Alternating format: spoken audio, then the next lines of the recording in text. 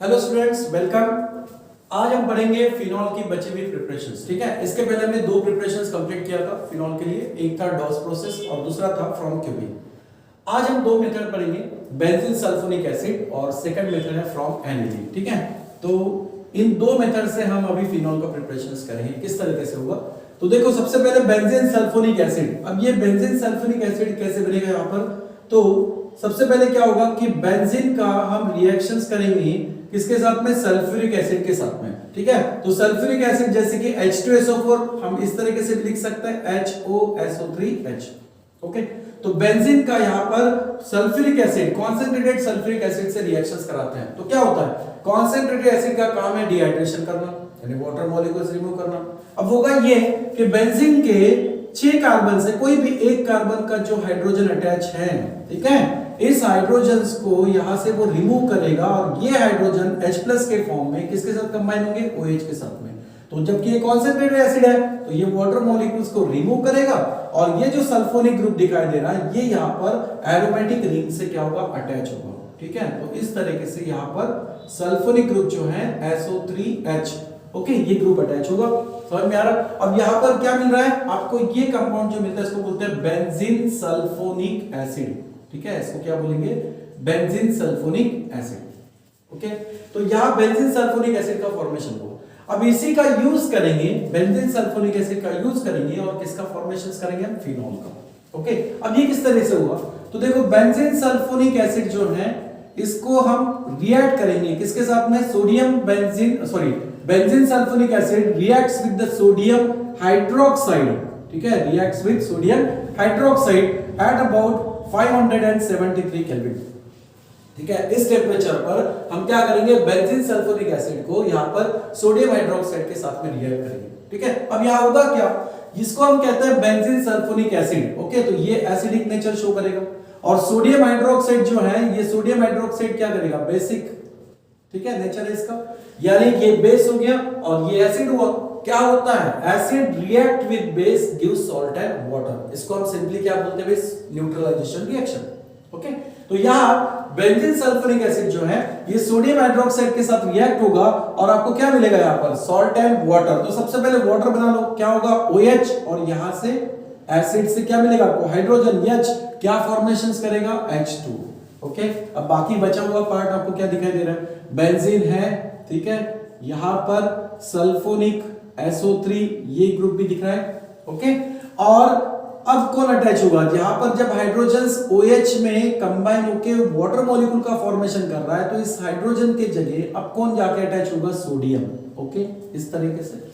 ठीक है, तो sodium that's a positive charge और यहां पर SO3 जो क्या शो करेगा, नेगेटिव चार्ज। ठीक है, यहां पर भी SO3 में जो ऑक्सीजन है मोर इलेक्ट्रोनेगेटिव होता है, जो हाइड्रोजन से इलेक्ट्रॉन खींचेगा और उसकी वजह से इस पे नेगेटिव, और सोडियम पे चार्ज कौन सा आएगा, पॉजिटिव। चलो, अब ये हुआ कंपाउंड जो बना, इसका नाम हम क्या बोलेंगे, इसको मेटल क्या पे यहाँ पे, सोडियम, तो सोडियम बेंजीन। ठीक है, सोडियम बेंजीन सल्फोनेट।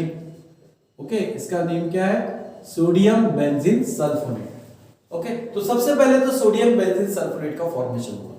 अब सोडियम बेंजीन सल्फोनेट जो है, ओके, सोडियम बेंजीन सल्फोनेट जो है, इससे हमें अब क्या बनाना है, फिनॉल।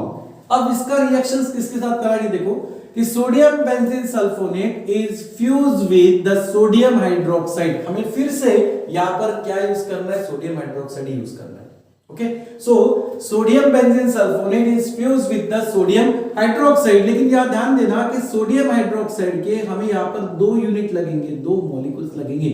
ओके, NaOH NaOH, या फिर आप सीधा सीधा ट्वाइस NaOH भी लिख सकते हो। ओके, तो यहां पर 2 सोडियम हाइड्रोक्साइड्स की यूनिट हम यूज करेंगे तो इससे क्या बनेगा, देखो यहां पर क्या होता है कि सोडियम और ये जो सल्फोनिक ग्रुप है ये यहां पर सोडियम सल्फाइड का फॉर्मेशन करेंगे। ओके, यानी आपको यहां पर बाय प्रोडक्ट्स क्या मिलेगा, एक तो मिलेगा Na2CO3, सॉरी SO3। ठीक है, Na2SO3, सोडियम सल्फाइड का फॉर्मेशन हुआ।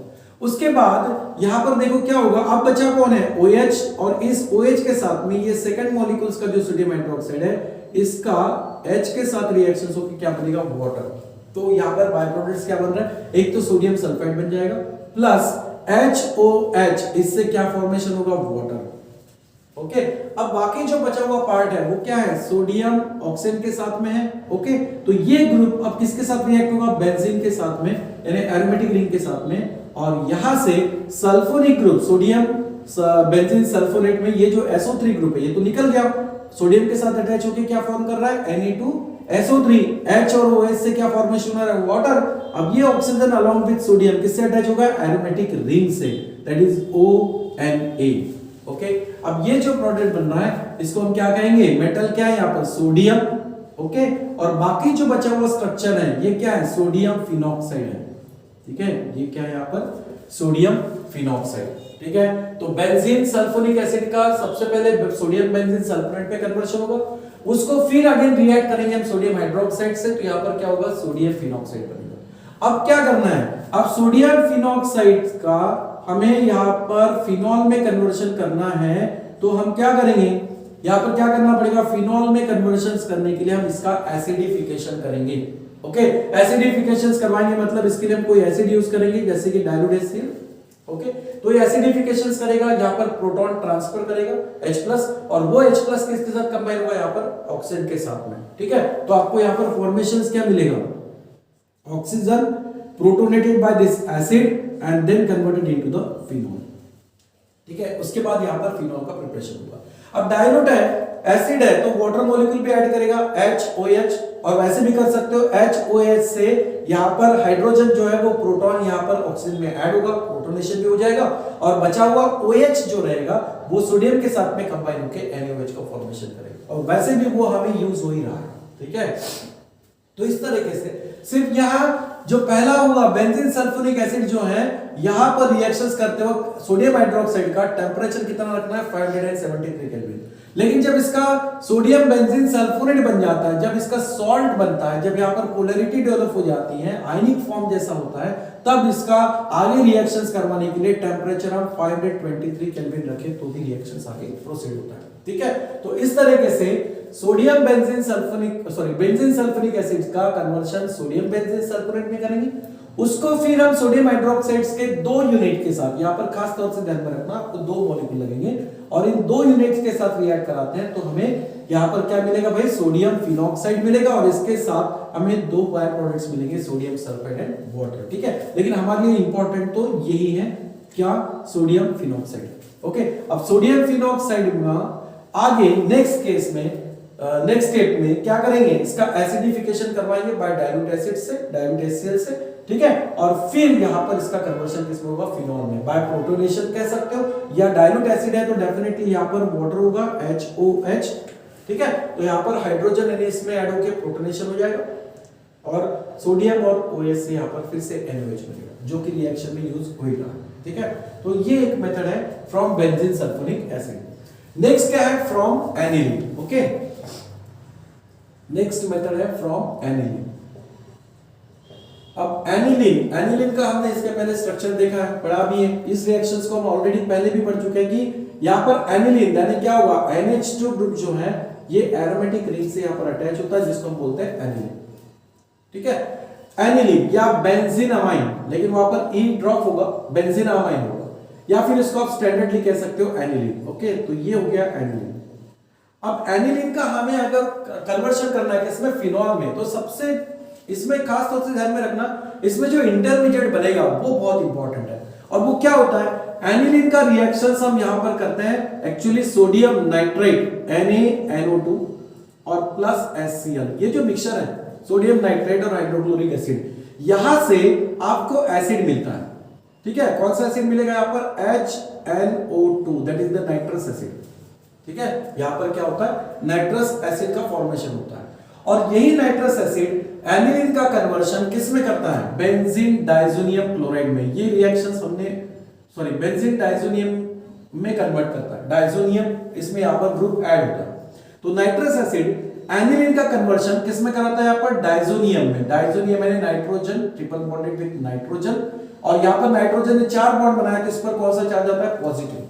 ठीक है, तो ये हो गया सिर्फ बेंजीन डाइजोनियम होगा, और यहां तक बनाने का काम, बेंजीन डाइजोनियम बनाने का काम किसका है, नाइट्रस एसिड का। तो नाइट्रस एसिड एनिलीन को बेंजीन डाइजोनियम, ठीक है, इसका कन्वर्शन किस में करवाता है, बेंजीन डाइजोनियम, ये जो ग्रुप है इसको अजो ग्रुप बोलते हैं, बराबर। सो डाइजोनियम, ठीक है, क्योंकि यहां पर देखो नाइट्रोजन पे चार्ज कौन सा आ रहा है, पॉजिटिव, और नाइट्रोजन जहां पॉजिटिव चार्ज कैरी करेगा वहां पर उसके नाम में हम आयुयम ऐसा लगाते हैं, जैसे कि अमोनियम, उसी तरीके से। तो ये होता है डाइजो ग्रुप, और डाइजो ग्रुप को नाइट्रोजन जो है डाइजो ग्रुप में वो पॉजिटिव चार्ज कैरी कर रहा है, तो हम इसका नाम कैसे लिखेंगे, डाइजोनियम, ठीक है। तो बेंजीन डाइजोनियम बनता है। अब देखो यहां पर नाइट्रोजन जो कि पॉजिटिव चार्ज कैरी कर रहा है, तो आपने यूज किए सोडियम नाइट्रेट और हाइड्रोक्लोरिक एसिड में से क्लोराइड, ये भी रहेंगे, ओके, जो कि नेगेटिव चार्ज में रहेंगे। तो this chloride ion then attracted toward this benzene diazonium part. अब इस तरफ क्लोरीन भी इससे अट्रैक्टेड रहेगा, स्ट्रॉन्ग बॉन्ड नहीं रहेगा, लेकिन अब पोलैरिटी की वजह से वो एक दूसरे से अट्रैक्ट रहेंगे। तो इसका नेम क्या हो जाएगा फिर, benzene diazonium chloride, benzene diazonium chloride, okay. तो नाइट्रस एसिड जो है ये एनिलीन का कन्वर्शन करता है एक्चुअली बेंजीन डाइजोनियम में, और हाइड्रोक्लोरिक एसिड जो है कि क्लोराइड आयन प्रोवाइड करेगा, तो कंप्लीट कंपाउंड अपने पास बनता है बेंजीन डाइजोनियम क्लोराइड, ओके। अब इस बेंजीन डाइजोनियम क्लोराइड जो है इसका हम अब आगे कन्वर्शन किस में करेंगे, फिनॉल में। यही एक इंपॉर्टेंट इंटरमीडिएट पार्ट बनता है, ठीक है। और इसी बेंजीन डाइजोनियम क्लोराइड का हम आगे कन्वर्शन किस में करेंगे, फिनॉल में, ठीक है। अब फिनॉल देखो, यहां से अगर फिनॉल बनता है दैट इज OH, मान लो कि अगर यहां पर फिनॉल का प्रिपरेशन हो रहा है, तो आपने क्या किया, यहां पर डायजो ग्रुप को लीव आउट किया, और लीव आसानी से हो सकता है, क्यों, क्योंकि यहां पर नाइट्रोजन और नाइट्रोजन से N2 गैस आसानी से लीव हो सकती है, मतलब ये अच्छा लिविंग ग्रुप हो जाता है, ठीक है। तो नाइट्रोजन और नाइट्रोजन ये दोनों जो हैं ये नाइट्रोजन गैस के फॉर्म में यहां से लीव हो सकते हैं। अब सवाल आता है, यहां पर क्लोराइड आयन है जो कि नेगेटिव चार्ज है, तो इसको क्या देना है, पॉजिटिव चार्ज देना है, पॉजिटिव चार्ज स्पीशीज देनी है, और बेंजीन रिंग को हमें OH पे अटैच करना है ताकि फिनॉल भी बने। तो डेफिनेटली इसके लिए हम क्या दे सकते हैं भाई, H+, और यहां अटैच करने के लिए OH, मतलब हम यहां पर क्या करेंगे, वाटर को यूज करेंगे, और बाय हीटिंग या वार्म वाटर इसके साथ अगर रिएक्ट करते हैं किसको, बेंजीन डाइजोनियम क्लोराइड को, तो यहां से नाइट्रोजन जो है वो लिविंग ग्रुप के तौर पे गैसेस के फॉर्म में यहां से रिलीज हो जाएगा। हाइड्रोजन और क्लोरीन यहां पर क्या बना सकता है, HCl, ठीक है। और बचा हुआ हाइड्रोक्सिल जो है वो इस ग्रुप से अटैच होकर, यानी सॉरी एरोमेटिक रिंग से अटैच होकर किसका फॉर्मेशन कर सकता है, फिनॉल का, ओके। तो यहां पर फिनॉल का फॉर्मेशन होगा। लेकिन इस रिएक्शंस को ध्यान में रखना कि बेंजीन डाइजोनियम क्लोराइड ये बनना बहुत जरूरी है, ठीक है। और ये बेंजीन डाइजोनियम क्लोराइड यहां पर इंटरमीडिएट कंपाउंड बन रहा है जो कि अनस्टेबल होगा, यानी डेफिनेटली इसका आगे कन्वर्शन प्रोडक्ट में होगा, और इसमें कुछ ऐसा है कि जो आसानी से यहां से लीव हो सकता है, वो नाइट्रोजन गैस है, ठीक है। और क्लोरीन तो पोलैरिटी की वजह से या चार्जेस की वजह से अट्रैक्टेड है, तो वो भी आसानी से यहां से लीव हो सकता है। इसलिए इस रिएक्शंस को आगे प्रोसीड करने के लिए सिंपल वाटर के साथ इसको हीट करेंगे, ठीक है, या वार्म वाटर के साथ अगर रिएक्ट करेंगे तो आसानी से इसका कन्वर्शन किस में हो सकता है, फिनॉल में हो सकता है, ठीक है। तो इस तरीके से यहां पर एनिलीन से भी फिनॉल का प्रिपरेशन होता है, और बेंजीन सल्फ्यूरिक एसिड से भी। तो इसके पहले जो 2 मेथड हुई थी, अब ये 2 मेथड हो गई है, ठीक है। तो इस तरीके से हो गया अपना प्रिपरेशन ऑफ फिनॉल का पार्ट, ठीक है। समझ में आया, चलो थैंक यू।